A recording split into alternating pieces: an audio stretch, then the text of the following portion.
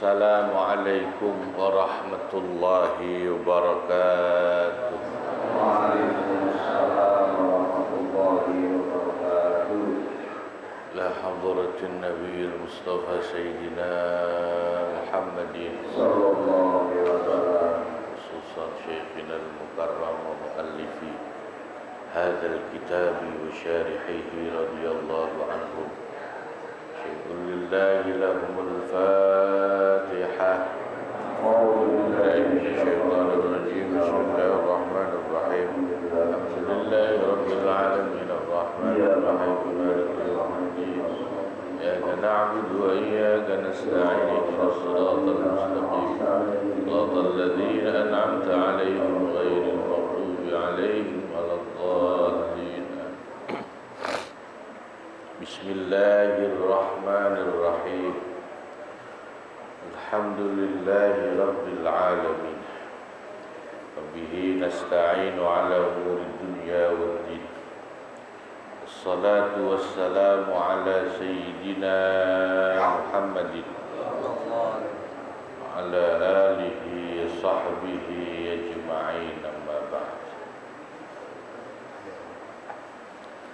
Hadratil mukarramin wal mukarramat, para asatid, para guru, para sesepuh, bapak, ibu-ibu jamaah ukhuwah Islamiyah, bil khusus guru kita Bapak Kiai Haji Muhammad Misjan, Bapak Kiai Haji Ahmad Habibi, Bapak Kiai Haji Abdul Hamid Mustafa, juga Bapak Ustadz Haji Muhammad Basrain dan Bapak Ustadz Haji Muhammad Tahir. Ada juga Bapak Ustadz Haji Muhammad Sukirman, Ketua Masjid Hidayatul Karamah Pak Ustadz Muhammad Fauzi, para asatidz lainnya yang mungkin saya tidak sebut satu-satu. Insyaallah mudah-mudahan yang hadir semua ditetapkan dalam deretan umatnya Rasulullah sallallahu alaihi wasallam. Alhamdulillah pagi hari ini kita bisa hadir ta'lim dalam keadaan sehat walafiat.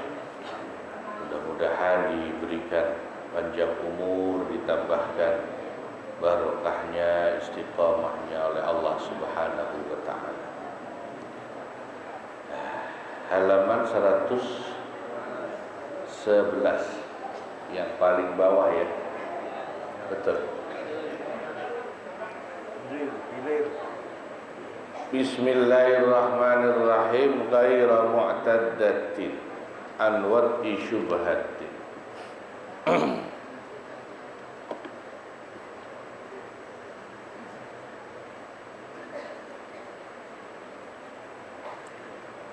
Yang tidak berselain ya, digilir untuk istri yang diwajibkan itu tidak berlaku untuk istri yang tengah dalam masa iddah yang disebabkan adanya wati syubhah. Iddahnya itu sebab hubungan wati atau hubungan intim yang syubhat. Ya. Litahrimil khalwati biha, karena diharamkannya untuk berkhalwat, berduaan dengannya, dengan istri yang dalam masa iddah. Tapi iddahnya itu bukan karena iddah diceraikan, ditalak, tapi iddahnya itu iddah sebab dia habis melakukan wati syubhat. Syubhat itu apa? Wati syubhat itu hubungan intim yang hukumnya syubhat. Dibilang haram tidak, dibilang halal tidak.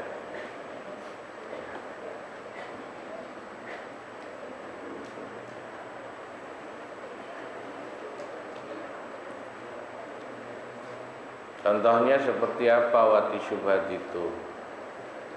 ya hubungan intim yang sebetulnya tidak boleh, tapi mungkin karena tidak sengaja atau terjadi kesalahan teknis sehingga tidak murni dihukumi haram. Contoh, mati lampu gelap-gelap salah masuk kamar, dikiranya suaminya atau istrinya. Itu ya waktu syubhat.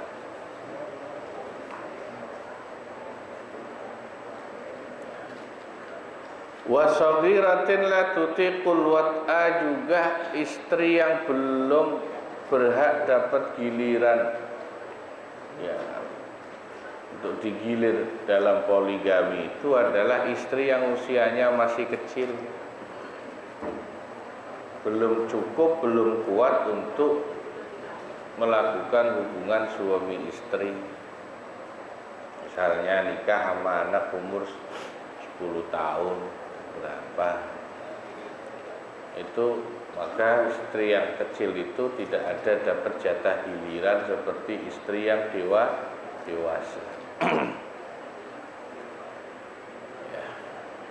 Wa nashizatin ay wa ghairu nashizatin, juga selain atau kecuali yang juga tidak dapat giliran dari suaminya itu adalah nashizah. Nashizah itu ay kharijatin an ta'ati, istri yang menyimpang dari ketaatan kepada suaminya, alias istri yang membangkang tidak taat sama suaminya. Perbuatannya disebut nusyuz, orangnya disebut nashizah. Ya.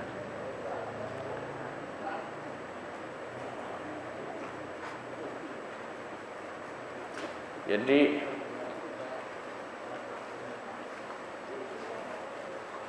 istri itu kan hukumnya wajib taat sama suami, gitu kan ya? Ya, selama perintah suami itu tidak untuk maksiat kepada Allah. Sebab la ta'ata li makhluqin bi maksiatil khaliq, tidak ada kewajiban taat kepada manusia untuk berbuat maksiat kepada Allah.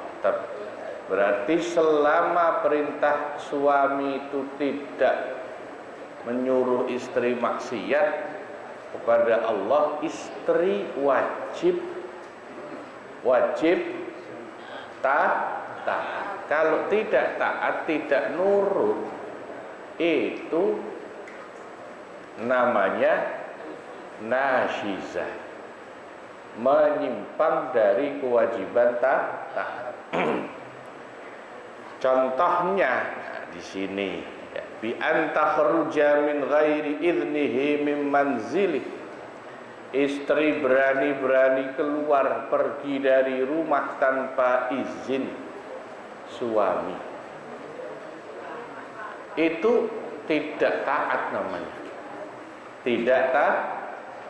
Kalau mau pergi apalagi yang jauh harus izin.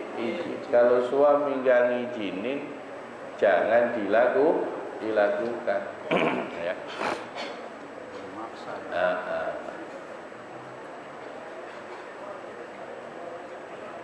Contoh lainnya, misalnya suami nyuruh bikin kopi. Nyuruh apa? Istri wajib taat apa tidak? Wajib. Wong bikin kopi itu bukan maksiat sama Allah. Istri suruh nyiapin sarapan misalnya, wajib taat. Karena pokoknya patokannya selama perintah suami itu tidak untuk maksiat kepada Allah dan masih dalam batas kemampuan istri, maka istri wajib taat, kecuali nyuruhnya untuk maksiat kepada Allah. Ya. Atau nyuruhnya untuk melakukan sesuatu yang di luar kemampuan istri. Hujan-hujan, rumahnya bocor gentengnya, suaminya nyuruh istrinya yang naik benerin genteng misalnya. Bapaknya yang megangin tangga di bawah. Kurang ajar ya Mbak ya. Kalau itu tidak wajib sebab tidak kemampuan istri. Ya, ini kalau biasanya di kitab Uqudul Lujennya Syekh Nawawi yang sering dipakai contoh tuh begini. Hujan-hujan kayak semalam dingin. Suaminya minta jatah dilayanin, istrinya nggak mau ngelayanin suami, padahal istrinya tidak halangan. Lah itu nusyuz itu namanya, membangkang, tidak taat sama suami. Bahaya itu. Kalau modelnya kayak semalam habis hujan dingin begitu, nggak dikasih jatah, bahaya. Nanti suaminya bisa keluar nyari anget-anget di luar, malah jatuhnya maksiat. Au tamna'ahu minat tamattu'i biha. Nah ini dicontohkan sih. Atau istri menolak melayani suami, padahal istrinya tidak halangan, tidak haid, ya, tidak sakit, ya. Au taghriqal bab fi wajhi, atau istri karena ngambek misalnya nutup pintu di depan muka suaminya, jebret, kunciin misalnya. Ya Allah, Insya Allah ibu-ibu yang ngaji di sini mah gak ada yang begitu ya. Ya, amin. Walau majnunatan, sekalipun istrinya itu rada gila, itu tetap dianggap nusyuz, bentuk pembangkangan kepada suami.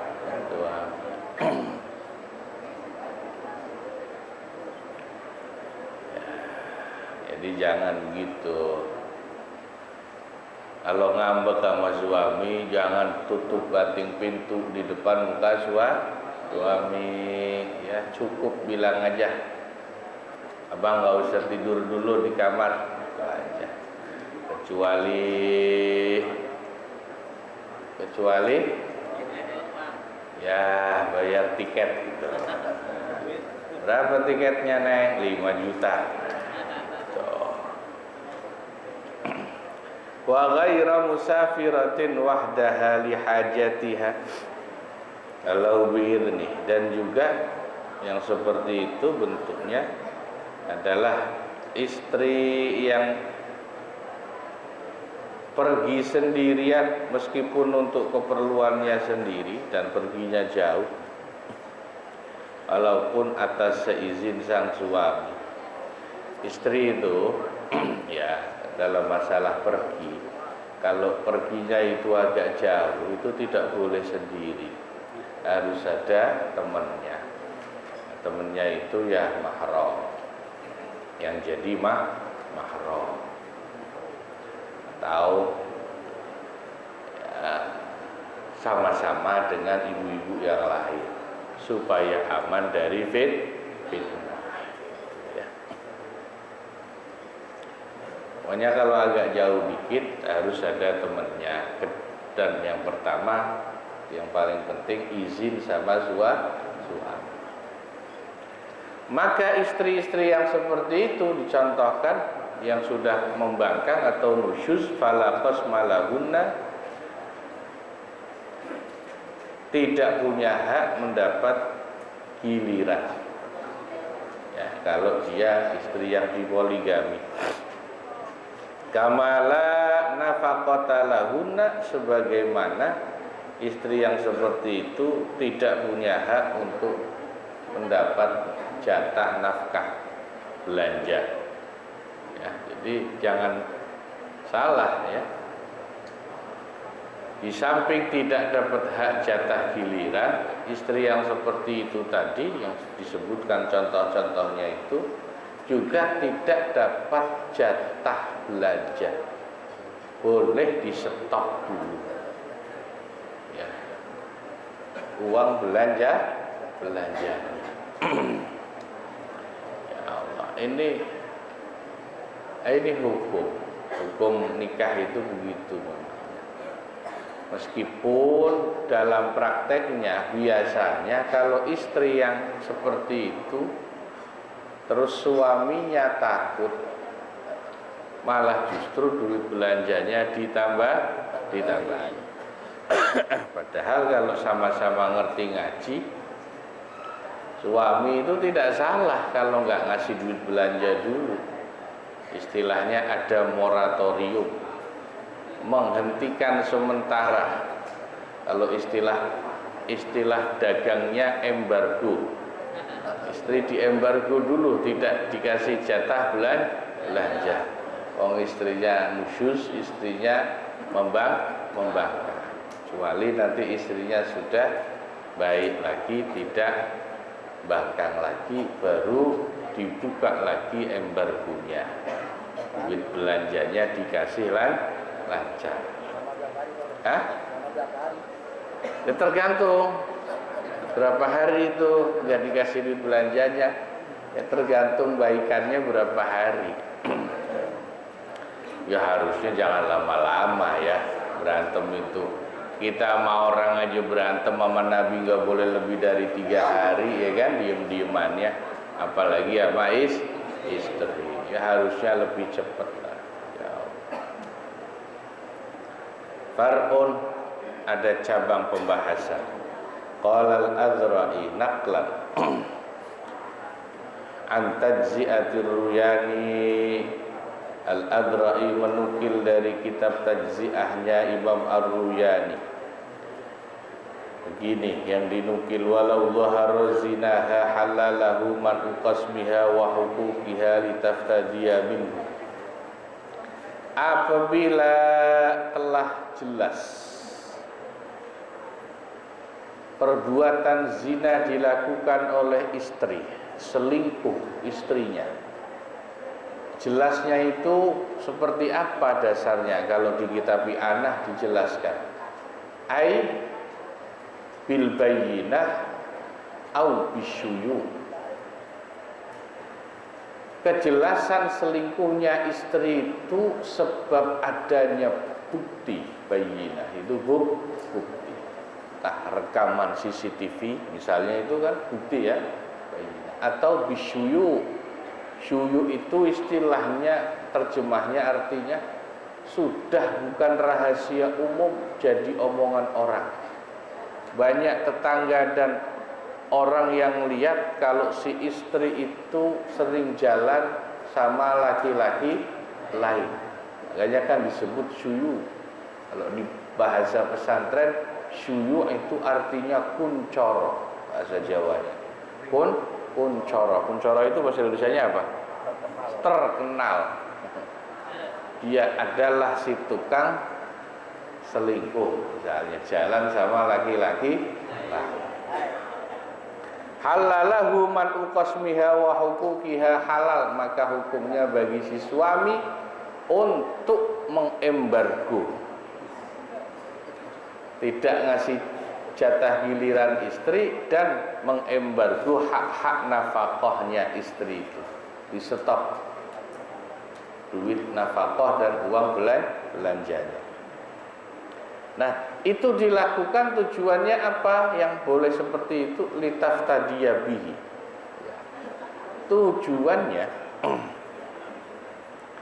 supaya nanti kok tidak diceraikan ya, pertanyaannya kan gitu ya. Nah ini kan menarik. Kalau suami yang sudah jelas istrinya begitu kan sebetulnya halal juga baginya untuk menceraikan. Tapi ini rupanya ini lebih apa? lebih kejam, lebih sadis dari diceraikan. Kalau diceraikan kan jelas, ketahuan istrinya ada buktinya selingkuh, atau sudah bukan rahasia semua orang ngomongin kalau istrinya selingkuh, terus suami menceraikan, itu kan jelas selesai urusannya. Ini tidak, ini lebih sadis daripada diceraikan. Didiamkan, tidak dikasih jatah giliran dan diembargo uang belanjanya. Diceraikan tidak, tapi nggak dikasih duit belanja dan jatah giliran. Berarti seakan-akan digantung ya. Supaya apa? Lama-lama si istri itu akhirnya kan tidak apa? Tidak kuat kan? Perempuan kalau digituin kan tidak kuat. Nggak diapa-apain, nggak dikasih duit, udah kayak orang lain, tapi nggak diceraiin. Supaya litaftadiya bihi, istrinya yang menebus. Bahasa menebus itu nanti di kitab I'anah artinya supaya nanti istrinya yang menggugat cerai. Supaya istrinya yang minta khulu itu, minta perceraian dan ya pemutusan PHK hubungan suami istri. Nassa alaihi fil wa huwa ashahul qaulain. Demikian juga yang dinaskan, disebutkan di dalam kitab Al-Um itu kitab karangan Imam Asy-Syafi'i, disebut kitab induknya mazhab Syafi'i, makanya disebut Al-Um. Al-Um itu artinya ibu. Ya. Yang menjadi dasar dari mazhab fikihnya mazhab Syafi'i itu kitab Al-Um. Wa huwa ashahul qaulain, dan apa yang dinaskan oleh Imam Asy-Syafi'i dalam kitab Al-Um ini adalah ashahul qaulain, yang lebih sahih dari dua pendapat. Intah. Dia ada dua pendapat. Kalau tadi pendapat di sini yang dinukil oleh Al-Azra'i dari Ar-Ruyani dan juga dinaskan dalam kitab Al-Um-nya Imam Syafi'i itu yang lebih sahih, boleh kayak gitu tuh boleh, meskipun itu agak jahat. Ya, yang lebih adil kan sebetulnya udah kalau suaminya sudah tahu jelas ada bukti istrinya zina atau selingkuh, atau istrinya sudah jadi omongan orang sekampung begitu, ya sudah ceraikan kan, gitu kan selesai. Tapi ini tidak, kayak suaminya memberikan hukuman, tidak diceraikan tapi nggak dikasih duit lagi, nggak diapa-apain, nah, menyiksa batinnya istri kan gitu, itu boleh. Ya apa itu, balas dendam kira-kira ya. Jadi ilmu fikih itu ya kadang-kadang ada pendapat yang jahatnya juga, dan ini diperbolehkan oleh ulama. Ya, tapi ya ini ya, namanya hukum, meskipun ini lebih sahih. Dan hukum itu kalau ada beda pendapat berarti yang lebih sahih, yang lebih kuat pendapat atau dalilnya, wal aqwa wal arjah, lebih rajih, lebih kuat, lebih unggul dalil dan dasarnya. Tetapi tidak selalu yang lebih kuat dalil dan lebih rajih, lebih unggul itu lebih bagus, belum tentu. Kadang-kadang yang lebih bagus pendapat itu belum tentu yang lebih kuat dalilnya. Bisa jadi pendapat yang dalilnya agak lemah tapi aslah wa ansab, lebih maslahat, lebih cocok dengan situasi itu yang diambil ya. Jadi meskipun ini di kitab disebutin begini, kalau sampai ada kejadian begitu ya boleh diamalkan, tapi mungkin belum tentu bagus, karena nanti urusannya tambah panjang Nah, kalau pengen cepat selesai ya sudah, suami istri gitu ya, putus saja udah, tidak kelamaan. Ya. Qala syekhuna, berkata guru kami, wa huwa zahirun in arada bihi, tentuan seperti itu zahir, jelas jika si suami menghendaki, ya maaf, jika ar-ruyani menghendaki dengan pernyataan itu annahu, bahwa sungguhnya suami tahillu lahu dzalika batinan mu'aqabatan laha, sungguhnya halal bagi suami melakukan yang demikian itu batinan, secara batin, tanpa diucapkan, dan sebagai bentuk menghukum, memberikan punishment kepada istri litaltihi firashihi, atas perbuatan kotor istri, perbuatan jelek istri, mengotori tempat tidur. Ini bahasa alas tidur suami, bahasa fikihnya Pak, ini tidak main-main ini. Jadi ulama fikih itu kadang-kadang pakai bahasanya itu indah. Tadi di depan disebut zina atau selingkuh. Lah perbuatan zina atau selingkuh istri itu kemudian dibahasakan taltihi firashi. Itu perbuatan mengotori. Latoha, dari kata latoha, taltih itu bahasa Jawanya apa ya? Ya, membuat kotor, membuat noda alas tempat tidur. Nah, itu bahasa kiasan dari perselingkuhan dan zina. Amma fi zahir, adapun secara zahir, fada'awahu 'alaiha dzalika ghairu maqbulah, maka dakwaan suami atas istri mengenai perzinaan itu adalah tidak bisa diterima. Bal walau sabata zinaha la yajuzu lil qadhi ayyumakkinahu min dzalika fi ma yadhhar. Bahkan seandainya hukum selingkuh zinanya istri itu telah ditetapkan oleh pengadilan, qadhi atau hakim tidak boleh mengizinkan si suami melakukan tindakan menghukum itu. Jadi gini maksudnya. Tadi kan itu kan pembalasan suami itu kan kejam. Secara hukum zahir itu tidak boleh diucapkan. Gitu. Jadi kalau mau melakukan itu diam-diam saja, tidak boleh diikrarkan.